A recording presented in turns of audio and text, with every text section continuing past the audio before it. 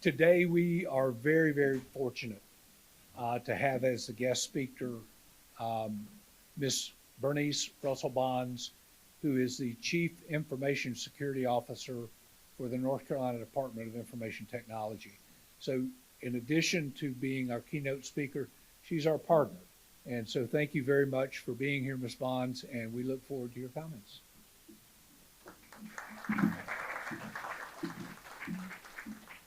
So good afternoon, everyone. And again, I am Bernice Russell Bond. I am the State Chief Information Security Officer. And you all might say, what does that mean? Well, actually, I'll say this too. I'm still figuring it out. I'm 7 months on the job, okay? So I will say that. But just to give you a little background, I've been in the cyber industry for 25 plus years. The majority of my career has been in the private sector. I've been a CISO for a global company and done risk management. Again, had my own company, small company, for about 15 years, and decided to move into the government area 7 months ago. So again, the State Chief Information Security Officer. So I report into the Secretary Pachoni, who is our state CIO. And basically, I'm really responsible for trying to get the governance around cybersecurity. I work very closely with each agency, CISO. I work with our counties and municipalities, security liaisons, if they have some, and just really trying to also talk with our private partners. I still have a lot of friends in that space. So this is a very timely conversation, just talking about how public and private partnership is so important, because at the end of the day, it's going to take all of us to ensure that our state is secure, and quite frankly, then that goes right out to the country is secure. Okay. So I'm going to talk a little bit about cyber, talk a little bit about our challenges, our current state, talk about some opportunities, and talk a little bit about our workforce challenges too. Okay. Just making sure everything switches here. And so again, just as a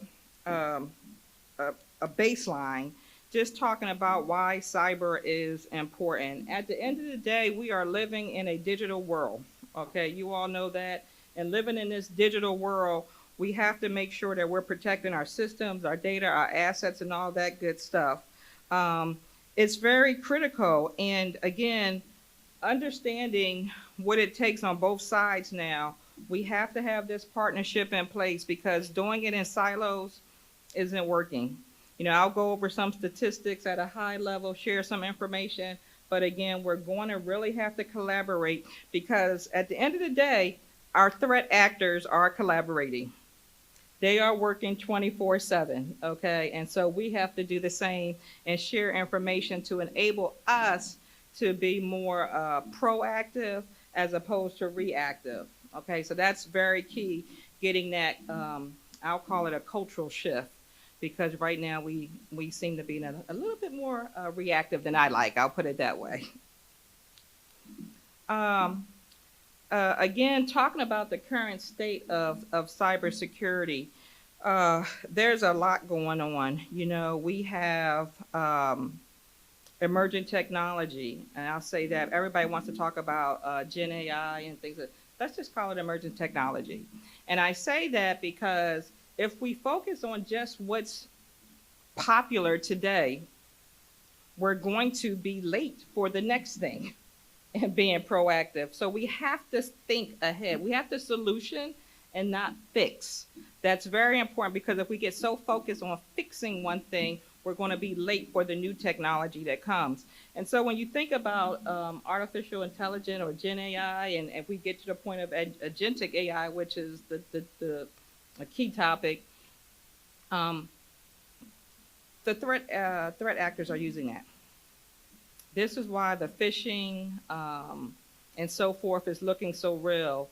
The smishing is looking so real. They are using AI. We have to combat that with the use of AI also. And again, they're targeting everyone. They're targeting individuals. They're targeting targeting businesses. And I want to say when we talk about businesses, it's very important to keep in mind about our small businesses and not just our Fortune 100 and our Fortune 500, just like it's important when we say government to think about our tier 1 and tier 2 counties and not just our agencies. Because at the end of the day, just like it's our job to understand our threat actors, know our threat actors, they know us. And they're looking at us and they're trying to understand where are we focusing, where aren't we focusing to determine what is the weakest link and how to get in. Okay, so it's very important to look at this whole thing holistically and not just from the ones who are kind of making the most noise. I'll say that. Okay, so it's very important. Again, our threat actors, it's a business, guys. It's absolutely a business. And they're combining now, when you talk about cyber and our threats, our threat actors, they're actually now being buddies with just straight up criminals. Okay, so that's adding a whole new twist to it, because now it's not just, okay, I'm this cyber criminal, but they're like, okay, who are some of our, I'll call them physical criminals, right, or actors, and they're getting together to say, how can we do a double bang? And that double bang is, how can we do an impact on, say, our critical infrastructure at the same time that there is some other type of event going on? So they're mixing cyber events with warfare, quite frankly. The next war is probably going to be more cyber than anything. And so that's the current state of cyber, and we need to really make sure that we are prepared. We need the resources. Again, I'm going to go a lot more into the cyber workforce and the shortages we have today. And that's why it's really so important that we have programs like CCN to try to get that workforce of the future. There is a significant shortage, and we have to have the people to really make this work. Again, I was talking about how these threat actors they're companies. They have phishing as a service. This always cracks me up a little bit because, you think about software as a service platform. They have phishing as a service, guys. Okay. And so you have a couple of Lighthouse and Lucid where they really have phishing domains and they're causing havoc. They targeting brands around the world. When I look at the news, was it last week? I think last week it was some of the airports in Europe went down. Okay.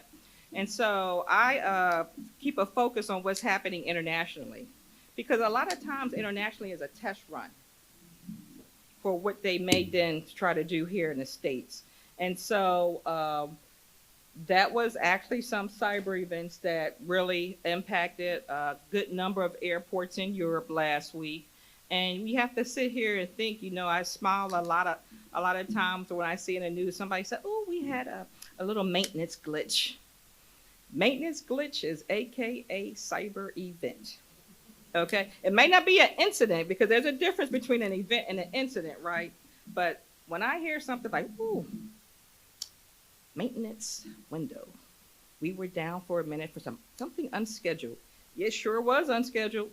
That's called a cyber event. Okay. So I look at these things and, it kind of, I should say it doesn't make me smile. It makes me a little nervous, but you look at them and you say, wow. A lot of another big piece that we're seeing here, FBI, reported this too, is where our cyber criminals, they are really, really getting good, whether they're using AI or whatever technology, of having these websites out there that really look like the real thing. So they actually went out and they did the Internet Crime Complaint Center, and they had a fake domain, and people were going to this site thinking it was the FBI's original site, putting in their information. And so, again, when you talk about the collaboration that's needed between government and private, this is some of the information sharing that's very important. It's several 3 or 4 level agencies that now they are really starting to have briefings where they invite private sector, and I think it's great. Okay, you go in there, you'll see people from different industries, and it's sharing information because it helps you tell your story when you go back. People might sit there and say, I'm quite sure whoever in here may be over security. You go in and you say, hey guys, we need to make sure that every website, let's just say, I'll say for the government, needs to have a domain of .gov. You all may say we need to make sure that every domain has a, every site, every email has to be .edu. People are like, oh, why? I have this other one for years. That's easier for our end users to then say, hey, that's a fake. Because the fakes that they're doing are not .gov or not .edu or not whatever, but they are, everything looks alike except for that domain name. And that domain name that they're using is typically going back to Russia. It goes back to China. It goes back to some other international countries where we don't get a lot of cooperation when we go back and say, hey, can you take that site down? Because we're saying, we get ashore. And then it's still up for 3 days, right? And so those are some of the things we're seeing. It's very important there to understand this. So we'll talk a little bit too about our environment. And I do want to pull out a fact too that I think is very important, just talking about our threat actors, which I always say if we can have a good cyber hygiene of basic things, that's half the battle. And so there was a report from Mandiant, it's Mandiant Google or Google Mandiant now, but anyway, they have consolidated. But in their 2025 report, I thought it was very interesting that for the 5th consecutive year in a row, 33% of intrusions is from the exploitation of vulnerabilities. That means something's not being patched. One third of intrusions is because we just aren't doing some good cyber hygiene with patching. Now, again, this is information that's shared from the private sector, right? And they're sharing it with the government. As we get this information, we can act accordingly. And again, that's why it's so important to have that collaboration and work together. When we talk a little bit more about our environment, some of the things that I'll say are strengths, and then I say, well, we have some opportunities. If you look at from the government sector, it is very strong on policy. Now granted, it's been changing frequently, but the policy is there where we're trying to get, and if we all accept it, I say that because a lot of times in the private sector, we're saying that's applicable to government. I don't have contracts with any government, so I'm not going to follow that. And then you have the government saying, well, that's only for the agencies. That's not for the town or county. So there's an opportunity for us all to agree. Does this make sense? Let's just use some common sense. Does it make sense? We probably should do it, right? And so that's some important things I want to put there. The funding has been a challenge this year. And funding is always a challenge, but the funding has been a challenge. There's a lot of concern, which goes right into our workforce shortages and things of that nature. But because of some of the funding shortages, now more than ever, we have to collaborate. We cannot have duplicate activities going on if we have the opportunity to share. So I think that's very important. The private sector is funny. They're starting to get a little bit more, I should say, with the companies and stuff, with some of the standards and frameworks. Again, a lot of private companies are going towards NIST frameworks and or CMMC, things of that nature, which is good. So again, trying to get one standard going across and understanding it. But there is still, despite all these changes, the threat landscape is consistent. It is not changing. And I would say to you all that the United States really remains in a state of emergency just because of the whole geopolitical atmosphere, environment. I would say North Carolina is a high target state, okay? North Carolina is a high target state. Why? We are the second largest financial district outside of New York, right down in Charlotte, if you think about all the banks, right? We got 5 military bases here, okay? And then you talk about, all the research in the universities, all the intellectual property, from the work that's being done, whether it's in RTP, and again, the universities across the state.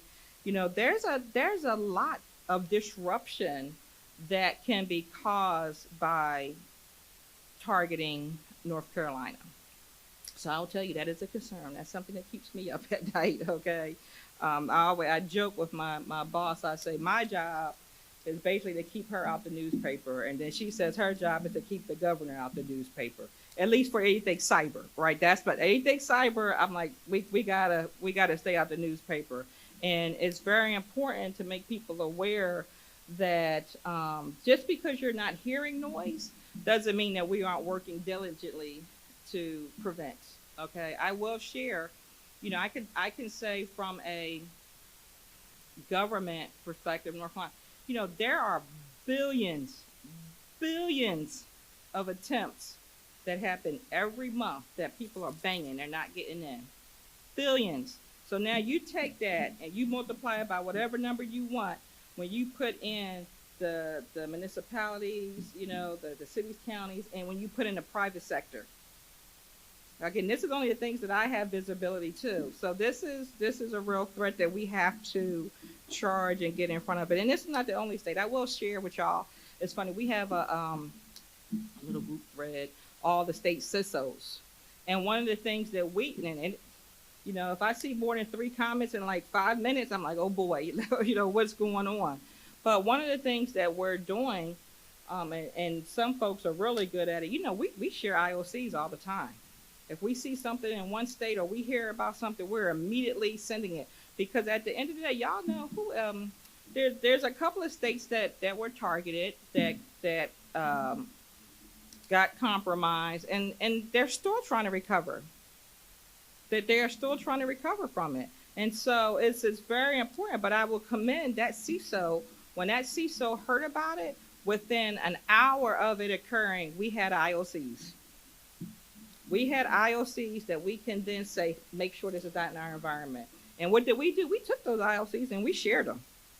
We're like, we're going to stop this right here, And so that's the type of collaboration and so forth that we really need, because again, there's a number of states that are high targets, and we really have to work together. So just some more statistics to kind of show you guys what I was talking about of why North Carolina is a high value state. Again, if you look at, and this is again, I think this came from Mandiant too.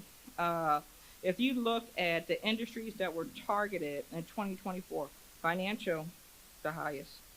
So again, we got Charlotte, right? You got your business and professional services, high tech. You got so many tech companies coming to North Carolina right now. Okay. Healthcare or government, that's right there by itself. It's right there too. And that's every state. We got healthcare. So, just some of the things that I just recently was mentioning about North Carolina, these are the targeted industries. Okay. And then of course you have your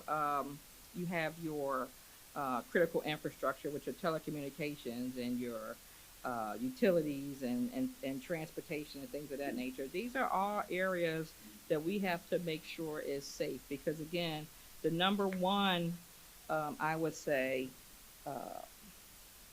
outcome that our threat actors are looking for is disruption. Number 2 is money, but the number 1 I would definitely say is disruption. And so let's talk a little bit about the significance of the partnership between government and public and private sector, I'll say. So number 1, I always I smile and the team. I did this when I was in the private sector, and I did it when I first came over to the state. But I sent out a memo. I said, hey guys, welcome to the team. People are like, what is she talking about? Cyber is a team sport, and all of us are a member. Okay? We are, and I say we, because me too, we are the weakest link, and at the same time, we are the first line of defense. So it's so important for all of us to be diligent, because it takes all of us. It's everyone's responsibility, and it's definitely a team sport. So again, We have to do better with this threat intelligence sharing. That is starting. There are multiple briefings that in North Carolina, I know we're doing between public and private sector, and it's really sending trends. It's really helping us to understand who our threat actors are, so we can understand some who they are and some of their techniques that'll help us better prepare. So that's very important. The other thing is we have a opportunity to really say, okay, what are the best practices from both sides? And bring that to the table, because again, the private sector is very good with developing tools that we all use. And so, one of the things I did when I came to the state, the first thing and I'll tell you, I have vendor meetings constantly. Okay. I smile here a little bit, which I'm very happy about. We, got a cyber budget approved just this week for a year, but it's a win. We got some money for the year, and boy, the phone has started ringing. They're like, "Oh, she got some money, and we want some of it." Okay, and so the phone, even I'm like, "Hey, Tuesday, Thursday, between these hours are the only days I'm talking to people." But the important thing that I tell my vendors, the first thing I say, are you a vendor or are you a partner? Because then I know how to prioritize you. If you are a vendor, I might be 2 or 3 months out before I can see you.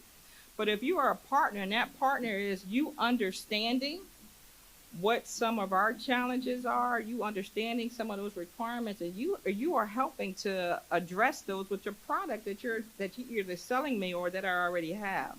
That's number one. The other part I'll say here is very important when I say the partnership between private and public. Every um, um, company on the private side that is security oriented or have a lot of these great products, they have a private sector division and they have a public division that focuses just on those industries. And it's very important that they talk together, because if they don't, we're missing the boat on what we need. They're not incorporating what we need into their products to make our lives easier, to help us to be more proactive. And so I think that's a real big one, and really important there. The other thing is that I'll say, whether you're in private or public, and we talk about this all the time, you can't sell different. Well, I should say you can't. You shouldn't try to sell or bargain different services within the same company or within the same agency, within the same state, because that causes conflict. One of the biggest challenges we have with our systems is because they're all over the place. There's no standardization, at least from an architectural basis. And that's something that the public and the private sector are really working really hard to say, what are some standardizations? Because if you have something standardized, it helps you really to be more modern. And so that's a big one. But there are some challenges. I laugh with collaboration. Number one is trust. We don't trust nobody. What is cyber? Your main thing you say is trust but verify, right? That's the number one thing you say. But it's like nobody wants to share their information because they don't want to look like they failed. Because they think of it as a failure, not as an opportunity to learn and do better. So we have to remove the kind of like the stigma, that if you get compromised, that you did something wrong. And sometimes it's just that your threat actor was a little bit more sophisticated than you, because they have 3 shifts. They have first, second, third shift. They're working 24 hours a day, 7 days a week. They don't take any holidays off. I will say, and people in the industry will laugh, that this is the time of the year I don't like. From Labor Day to New Year's Day, I don't like. Because this is the high time of the year for chaos. Because they know people are taking time off for holidays and vacation, and you're just at office parties, you're bringing in treats. Everybody's having a real good time. So guess what? We're not available. And they can stay within your environment longer before they are detected. So I'm like, hey guys, this is how I work. I'm coming here to say, like, okay, who's on call 24/7? Y'all get the shift together for Thanksgiving. I want everybody to have turkey. I want everybody to have stuffing. But who's on call for Thanksgiving? And y'all need to just put y'all schedules around. I need an on-call from the 15th, 24/7, 15th of December to actually probably the 10th of January, because those are the time of the year that it is chaotic. And believe it or not, it starts around Labor Day. That's when that's I don't again. So I I got a little distracted there, but anyway, you can see I'm passionate about this. One of my favorite topics, right, cyber. So and then again, you have some of the future trends. Again, as I talked about earlier, it's very important that we work very closely with our vendors so that their products are helping us. One of I'll say this, I'll pick on AI a little bit. I am a fan of AI. We have to use AI to be productive, to be proficient, to be proactive, okay? But probably was about 18 months ago or so, I was talking to a young man who was at a company who developed some apps for AI. Like, Bernice, I just want to get in front of you guys. I want to talk to you, show you what it is. I said, okay, what's your due diligence? What do you mean with my due diligence? I said, so how did y'all test the integrity of your app? What did y'all do? I said, what's your SDLC? What's your software development life cycle? How do you guys ensure your error rate is acceptable? He looked at me. Well, and he said, well, we just know that it works. I'm like, but is it intentionally doing what you expected it to do? We didn't test for that. I'm like, well, then, we can't use that at this time. So it's very important that we have a voice at the table with these companies so they can understand, how do they make our lives easier, quite frankly. We're making their lives easier because we're giving them money for their product and their sales, and everybody has a happy bonus. But we have to figure out how do they help us, again, be more proactive as opposed to reactive. It's a famous quote. You guys already know, and it came from the Art of War. At the end of the day, it's about know yourself and know your enemy. It's very important that we are aware of and we understand what are our crown jewels. Okay, what are the systems, the data, the infrastructure? What is important that we have to make sure that we're protected? How can we get to this information earlier, the decision, the risk level we're going to accept? What interfaces with what? How are we going to be resilient? And what's our supply stream? How do we ensure that they're here to help us and know what we want when we need it? Again, one of those states that went down recently, they had to travel out of state to get some equipment. And that's, you don't want to do that. You're already costing a lot to try to get back, but then you find out from a redundancy perspective, some of your key vendors weren't redundant. So that's a challenge, right? So again, you got to know yourself, because as this quote says, if you know your enemy and you know yourself, you're not going to fear the results of a lot of these battles. You're going to hold your own. But if you only know yourself and you don't know your enemy, it's going to be a real challenge. You're going to be tired after every fight because you're figuring out what the heck could I have done differently, what could go wrong. And if you don't know it, if you don't know yourself and if you don't know your enemy, you're just going to lose. Just go ahead and fold up and go home, right? And so when we talk about knowing our enemy, it's very important to understand the countries of concern. When I was in the private sector, I had a meeting with my local FBI office. Probably, I think every 3 months I met with them. Of course, it was quarterly we met. And sometimes the meeting was 10 minutes, and other times the meeting was, I just wanted to know them when it wasn't an emergency. I wanted to share information about what we saw. They might say, hey, Bernice, by the way, beware. So it was really good because they have more information than I do on a threat actor. And that's any private company, any public company. You might see something in your environment and you think it was a one-off. But you share that with a group that all of they are looking at. They're looking at all of the trends. And they can say, you know what? That's this particular threat actor's pattern, and this is a state actor, and you all need to be aware because these are the indicators of compromise you want to look for that we've seen in some other companies. And so it's really a lot more information and proactiveness that you can take by sharing that. You have to profile your threat actor. One of the things I smile about is that people say, "Oh, I have these controls in place," and you might have a lot of controls in place, and that is great, and they may all be working. But will they protect you from your threat actor? Do you know the profiles of your threat actor? Because you may have controls in place that won't even touch the way your threat actor may come in. So if you know your threat actor, and people do pen tests all the time, and this is stuff that we talk about. But if your pen test or your network testing isn't using the techniques of your threat actors, you might not be becoming aware of some vulnerabilities that you can address. So that was something that is very interesting, and we talk about a lot when we share information. And again, the private sector is having everybody at the table. Having everybody at the table. Just a couple of stats. I won't go into it, but if some of you might have said, "Hey, Bernice talked about that 1/3% of things that happen." I'm gonna get a little bit into what happens in the other 2/3 of it in a few minutes. But just some interesting things. Gen AI is now being used some way or another. Every company, about 93% of companies. So we got to get our arms around it. It's here. It's not going anywhere. So we got to learn how to use it securely. That's the key. Use it securely.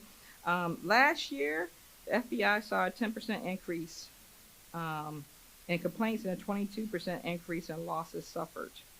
Okay, you're talking about $12.5 billion. Okay. And nearly a third of all the incidents involve some type of extortion, specifically with ransomware. So that's some of the stuff that's going on. And again, it will happen when you see that collaboration there.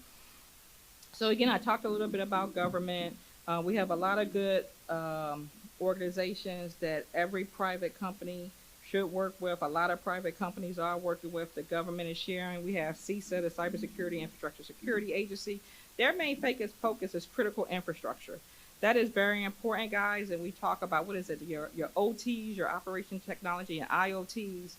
That is probably one of the biggest targets today because people aren't addressing it. We keep saying, "Oh, we'll get to those later." Oh, well, I love that. That thermostat, or that camera, or that whatever cool little technology, and we put it right on the network with our financial systems. We put it right on the network with our crown jewels. It's like, hey guys, we got to segment it. It's not saying don't use it, but you got to segment these things and you got to secure them right. And these are things that, again, others have done already. And if we share some of those baselines, why are we recreating the wheel? And that's the thing that we're trying to do more with this collaboration between public and private sector. Again, I talked a little bit about the Department of Defense with their CMMC, and that seems to be picking up a little bit again. And then you have the Department of Commerce, who does NIST, and you have the General Service Administration, who does FedRAMP. And again, those are just really good ways that we try to have some baselines that public and private are both using to say, okay, are we getting those low-hanging fruits? Are we just having basic good cyber hygiene to fight this war that we're really fighting here?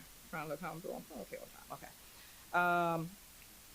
Okay. We talked a little bit already about some national security agencies too. One of the big factors I want to say that a lot of times the private sector isn't aware of, and they're becoming aware of, and also small businesses, are all the tools that are for free.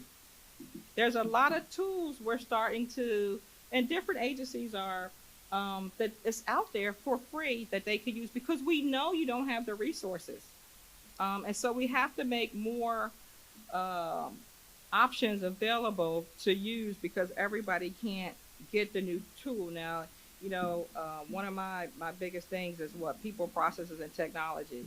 So that will solve one piece of it, the technology side, trying to get these tools.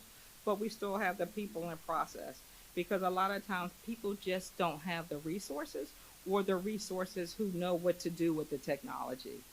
And for some reason, people think that they have new technology, that they don't have to update their process and they're going to get a different result. And you don't. So sometimes you get this new technology and we still have vulnerability. So that's a big important piece that we're constantly talking about and trying to figure out how can we do better with these tools so there's less reliance on something to do by the end user. That's a big problem we're trying to solve. How to make an easy button, quite frankly. Um, and just quickly, y'all all know public sector. That's the strategy. Same thing for the private sector too. You know that we have to constantly do continuous monitoring. That continuous monitoring again will allow us to be proactive and share information. We're really trying to figure out. I'll say with this piece, trying to figure out how do we securely share information continuously. That's the hard one. And two, and how do we customize it for you that's going to be different than what you need, and so we're trying to figure out how do we give actionable information to people, because if I send you 5 pages, what is it too long to read, so what's that, TLTR, that's a little acronym, and they're not going to read it, so you don't do anything. And so we're trying to figure that out, and both sectors are trying to figure that out. How do we customize information for actionable items by the security people within the different roles? And the other big piece too is just that whole public awareness. We are updating our website, hopefully to release October 1st, Cybersecurity Month, yay. And part of that is to have that citizen portal, right? Because my citizens don't want to go through what the agency's portal, their landing page, and then the cities and the counties don't want to go through the agency stuff. So we're trying to have that landing page that's more customized, and also have partners that we have validated for the different levels, so that, and this is a big collaboration effort, I would say, between the public and private. Let's say, okay, guys, how can we do a whole of state vendor partner?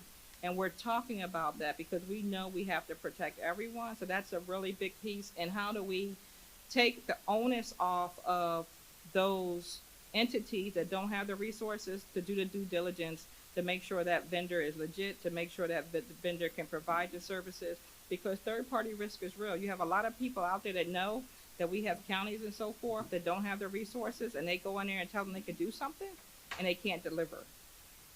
And they actually make them more of a risk, more vulnerable than before they got there. So we're working really hard to make sure, and again, this is when I say that our partners are our private sector partners, as in spreading the word so that people know. So they have a seat at the table too, and it's very important because a lot of times they will have a bigger reach in talking to people than we do. So that's a big one with the public awareness. And again, for the public, this really, I swear if I see one more, what was it, pay toll text message, and the crazy thing is people are still clicking on it, okay? And those have been around for a minute now, but they are very, very popular. They work. But we got to get people aware and get it to them quickly so they can react responsibly. Private sector, again, we talked about the innovation, emerging technology. Agentic AI is a big one. And in the cyber world, and you're talking about what we have to get our students on, our workforce of the future. They gotta be able to, they have to be data analysts part of the time. Because the thing is, we can't protect, everything is all about risk. And so a big piece that, we're trying to make sure that the new cyber workforce, they understand risk and they understand data so that they can make the appropriate decisions. And, you say, hey, here's a vulnerability and here's 20 servers with that vulnerability. And we're going to start going through these one by one. But I'm like, but it's number 10 that's public facing. So why are we focused on the first 9 if they're only internal? I mean, they're important, but they're not the priority. We want to get those public facing ones. And so it's about having those conversations about risk. How do you analyze the data and with your threat hunting and things of that nature? So that's really important, again, about the whole AI driven security solutions. Try to speed up a little bit here. Combining resources, we talked a little bit about that already too, and just we could do more together. Again, I have a couple of really strong vendor partnerships, and they are solutioning. They're helping solution for us. We're telling them what the pain points are. They're coming back with recommendations, and we're doing proof of concepts all the time. And this is a win-win for both of us. We're solving problems, and this is really helping. I tell people we have to get out of the fix-it mindset. We have to solution, because when you start solutioning, you'll be good for a little while. When you fix, by the time you get that fix done, you got another problem. Joint. I'll talk a little bit about joint responses to cyber incidents. Again, here in North Carolina, we have the JCTF, which is the Joint Cyber Task Force. That Joint Cyber Task Force is made up, I'm on it, so members of my team, it's the North Carolina National Guard, it's the North Carolina Emergency Management, and then we have Nickel Jesus, GISA, which is our local government's Information Systems Association. Their strike team is their team that responds a lot to security incidents. The JCTF meets regularly, right? And sometimes we may pull in vendors, but it's very important, again, about that information sharing. And we're trying to be very proactive. And we have our own little chat going on too. Again, trying to be proactive. How do we help those who don't have the resources? But these are some of the joint response. We're calling our vendors. We're making sure that we're able to be resilient. We're able to bring up impacted areas quickly. And so that is very key, a big part when we're talking about coordinated response. And we're trying to get really better at having protocols so people know what to expect. We're trying to be smarter, right? We say, hey, we know this is the type of data we go in. We know these areas may be compromised, so why don't we have assets already available, servers, PCs, pre-configured. So when it's time to roll, we roll. We're not sitting there saying we need to get 50 of this and 50 of that, and then how do you have to, oh, that's PHI, we had to configure it this way. Oh, well, that's, stewing information, so we have to, no, we know that these are some of the scenarios that we might encounter, so why not plan accordingly? And let's talk to our partners, and let's talk about how does that look, right? What can we do to get ahead of the curve and respond quicker? One of the things I tell you, I believe in being very intentional. And when you don't plan, you basically plan to fail. And so, probably next week. So I developed a 5-year strategic plan, which will be available. I think it's getting published next week. But in this plan, it's really talking about how do we work together. One of the things, we have an IT strategy board here in North Carolina too, and a subcommittee from the IT strategy board is the cyber subcommittee. On that cyber subcommittee, I'm having people from I call them my big agencies. I'm having representatives from the small agencies. I'm having city and county CISOs. I'm going to have education represented, and we're going to have at least 2 people from the private sector, because I have 6 goals on that, and a lot of initiatives. But we're going to have to figure out the hows together. That's a big piece of doing exactly what we're saying, of putting this partnership and making it real and saying, let's work together. We have to build the trust somewhere, so we're starting it now, right? Let's go and let's see where we're at, because we'll be a lot farther than doing this all separately. So that's very exciting, I must say. So again, that whole trust barrier, we have to get through it. Resource constraints, which we're really going to go into. It's a lot of numbers, and I'll share some with y'all actually in a minute here. But so I'd rather skip that and go here about some of our workforce challenges. And so you all know and very much aware that there are significant challenges. One, if you sit here and talk about the aging workforce, right? I think I forget the exact percentage, but it's a very high percentage of folks that are at retirement age and can really walk out the door at any point in time. And we have a lot of knowledge that we need to transfer. One, so that's a big piece. And then the second piece of it, we all know that public service, public sector does not pay as well as the private sector, right? So that's a big challenge of trying to get our students, get them into the public sector. And so we're really working, even this collaboration with CCN, is that we have a path where we are saying, hey, number one, we have these interns where they're getting real life experience. I sit here, they're getting background checks, they're getting fingerprints, because guess what? They're not going to be doing some little stale project on the side. They're getting involved, they're understanding, and we're showing them how we work. They're going to be incorporated each team, because our goal is that then some of them may want to go back out into the county that they live or the city that they're from and be that resource. We want them to go to other agencies and be that resource where they have the shortage. I'm like, okay, give us 5 years. Then you can go to, and we're talking to actually, as another state that actually did this. And when I heard this, I'm like, oh my God, that's a great idea. They're working with some private companies, and I think it was like 3 private companies that they're helping say, okay, we'll have a pathway where if they stay with your state for 3 years, then around year 4, if they wanted to come private, here's a pathway for them.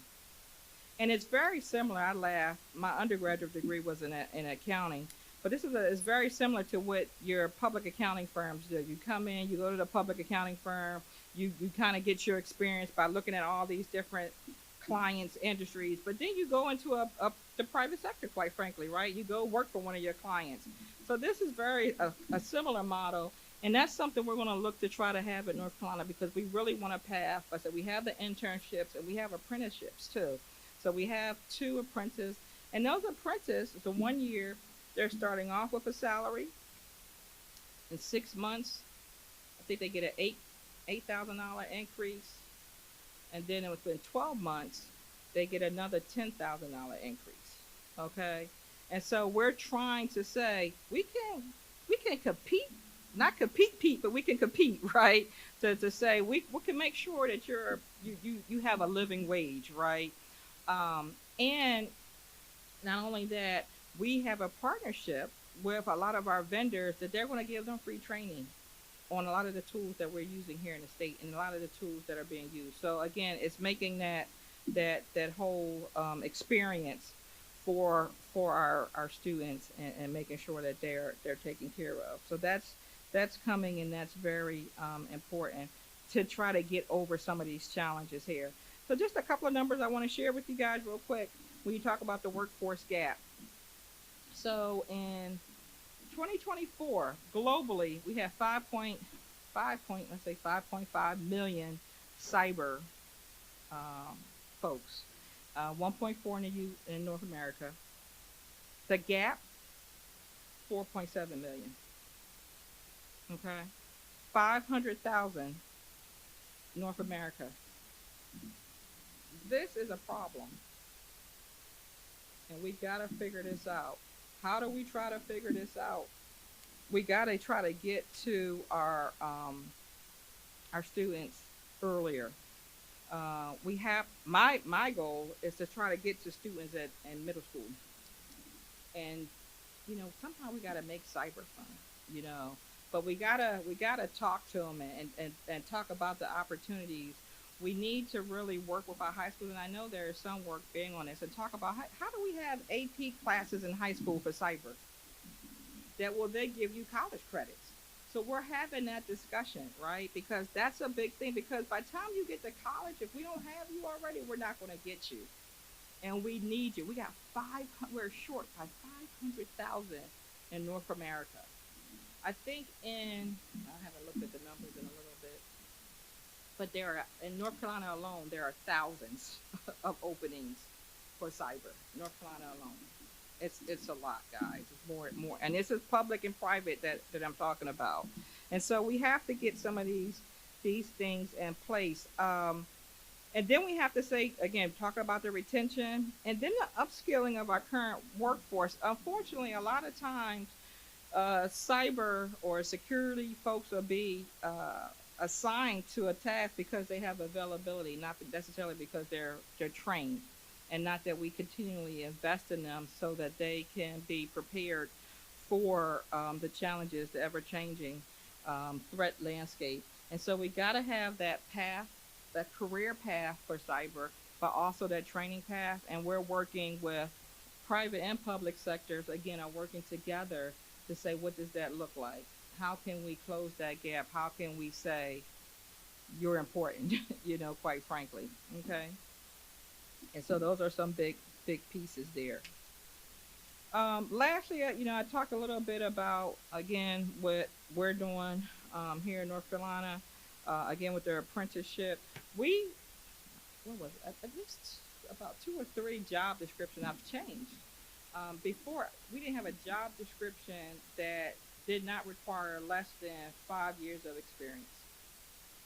Can't get students like that. So a couple of our job descriptions are 0 to 2 years of experience. We have to bring them in, right? And then we have a whole list of certifications. And depending on your certification, that can give you 6 to 12 months of experience. So we had a couple of kids that had 2 different certifications, and the certifications, how do we do it? So for each issuing institute, you get the highest certification experience within that. So if you have 2, let's just say from SANS, one is 6 months, one is 12 months, you'll get 12 months experience for SANS. But if you have one from them and then you have one for ISC2, and that's 12 months, then you get 12 months from each. So now you got 24 months of experience. Certifications are important. We're trying to make that a standard. Okay? So the certifications are important to give you the experience that then helps to what? Get you more money, right? And so we are big advocates for making sure that folks who are in cyber, transfer into cyber, they get the credit for what they're doing. And again, and trying to make sure we set up so that we have that knowledge transfer between the new folks coming in and some of our, I'll say, more seasoned workforce, but at the same time, taking the newness of our students and solutioning different, because we can't continue to solution the same way. So that's why that whole workforce is so important. We need to have a diverse workforce because we have to solution differently. So we need to make sure we're supporting our students when they come in. So I tried to make sure I left some time for any questions. So I took us right to the limit. So again, some